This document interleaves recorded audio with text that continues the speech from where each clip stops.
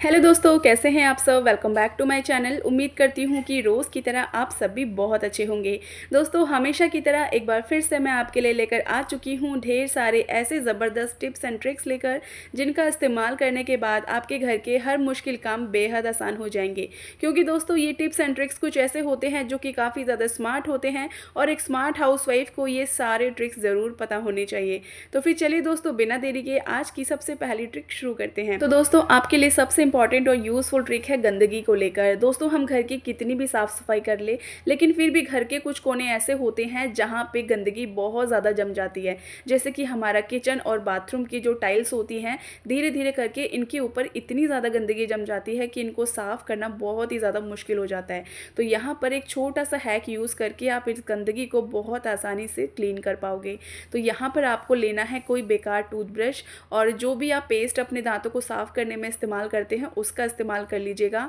अब यहाँ पे आपको थोड़ा सा हार्पिक इसके ऊपर डाल देना है। इन दोनों का ही कॉम्बिनेशन बहुत ही ज़्यादा स्ट्रॉन्ग होता है, जो कि आपकी ज़िद्दी गंदगी को निकालने में बहुत ही ज़्यादा माहिर होता है। तो यहाँ पर इस तरीके से इन दोनों चीज़ों को मिला लीजिए, और इन दोनों का ही कॉम्बिनेशन एक स्ट्रॉन्ग रिएक्शन क्रिएट करता है, जिससे कि आपकी ज़िद्दी गंदगी चाहे कितने महीनों पुरानी है वो बहुत आसानी से क्लीन होती चली जाती है। तो यहाँ पे आप देख सकते हैं इस तरीके से ना, मेरी जो बाथरूम की जो टाइल्स थी वो भी इसी तरीके से बिल्कुल काली पड़ गई थी। तो यहाँ पर आज मुझे इसे क्लीन करना था, तो मैंने इसीलिए इस ट्रिक को आपके साथ शेयर किया है, ताकि आप भी अपनी बाथरूम या किचन की टाइल्स को बहुत आसानी से क्लीन कर पाओगे। तो आप देख सकते हैं कितनी ज़्यादा गंदगी इसमें से निकल रही है। अगर इसे हम नॉर्मली साफ़ करते ना तो बहुत ही ज़्यादा टाइम इसके अंदर जाता है, लेकिन इन दोनों चीज़ों का कॉम्बिनेशन एक स्ट्रॉन्ग रिएक्शन क्रिएट करता है, जिससे कि बहुत ही आसानी से कुछ ही मिनटों के अंदर ये कितनी भी पुरानी ज़िद्दी गंदगी है बहुत आसानी से क्लीन हो जाती है। अब बस आपको पानी डाल देना है, और यहाँ पर देखिए कितने बढ़िया तरीके से ये फ्लोर बिल्कुल क्लीन हो गया है।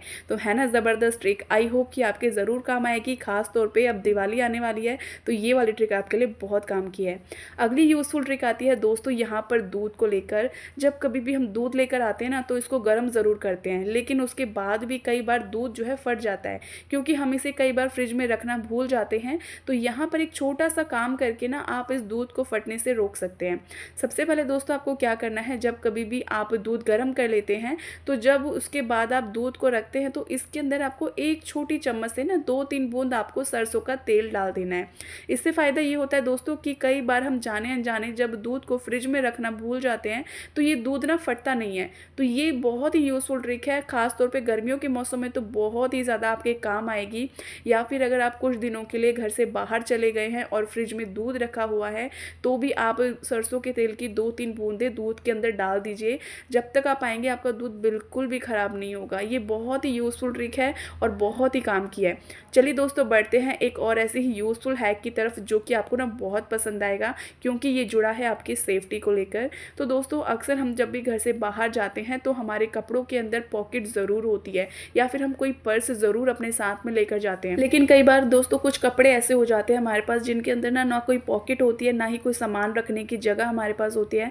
तो यहाँ पर एक छोटा सा आप काम कर सकते हो। कभी भी अगर आपको बाहर जाना हो और कोई सीक्रेट चीज़ आपको अपने साथ में कोई सामान ऐसा लेकर जाना है जो कि आप इस तरीके से हाथ में किसी पर्स में लेकर नहीं जा सकते हो, तो आप यहाँ पे ना क्या करेंगे, कोई भी आपके पास ऐसा पर्स हो या फिर कोई ज्वेलरी पर्स हो, जो कि ज्वेलरी हम यूज़ कर लेते हैं लेकिन उनके जो पर्स होते हैं ना वो ऐसे ही घर के अंदर पड़े रहते हैं किसी कोने में, तो आप उसका इस्तेमाल भी कर सकते हो। इस तरीके से आपको अपने कपड़ों में अंदर की तरफ इनको टक कर लेना है किसी पिन की मदद से। तो मैं यहाँ पे सेफ्टी पिन का यूज़ कर रही हूँ, और इसके अंदर आप आपका ज़रूरी कोई भी सामान, जैसे कि आपके पैसे हो गए या कोई ज्वेलरी हो गई जैसे सोने चांदी की, तो उससे भी आप बहुत आसानी से इसे सेफली लेके जा सकते हो। तो ये छोटा सा काम ना खास तौर पे हाउसवाइफ के तो बहुत ही काम आने वाला है, तो आप एक बार यूज़ करके ज़रूर से देखिएगा।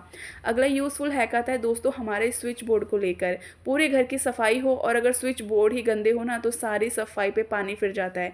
लेकिन जो गंदे स्विच बोर्ड होते हैं ना, इनको साफ़ करना कई बार बहुत ही ज़्यादा मुश्किल वाला काम होता है, क्योंकि इनके ऊपर जो जमी हुई गंदगी होती है कई बार ये हम पानी से साफ़ करने की कोशिश करते हैं, लेकिन ये कभी नहीं करना चाहिए। इससे हमेशा करंट का खतरा रहता है। लेकिन पानी से साफ़ करने के अलावा ये गंदगी निकलेगी कैसे, ये हमें समझ में नहीं आता। तो जो ज़िद्दी गंदगी होती है ना, जो बटन्स के ऊपर बहुत ही पुरानी हो जाती है और चिपकी हुई होती है, इसे साफ़ करना भी मुश्किल है। लेकिन सिर्फ आप यहाँ पे थोड़े से सरसों के तेल का इस्तेमाल करिए, किसी कपड़े पर आप लगा लीजिए या किसी कॉटन के ऊपर थोड़ा सा लगा लीजिए, उसके बाद आप देखिए आपके स्विच बोर्ड चाहे कितने भी साल पुराने हैं और गंदे हैं, बिल्कुल क्लीन हो जाएंगे, जैसे कि आपने बिल्कुल नया स्विच बोर्ड लगाया होगा, बिल्कुल उसी तरीके से। क्योंकि यहाँ पर दोस्तों जो सरसों का तेल होता है ना, इसके अंदर कुछ ऐसी प्रॉपर्टीज़ होती हैं जो कि गंदगी को बहुत ही आसानी से खींचकर बाहर निकालने का काम करती है।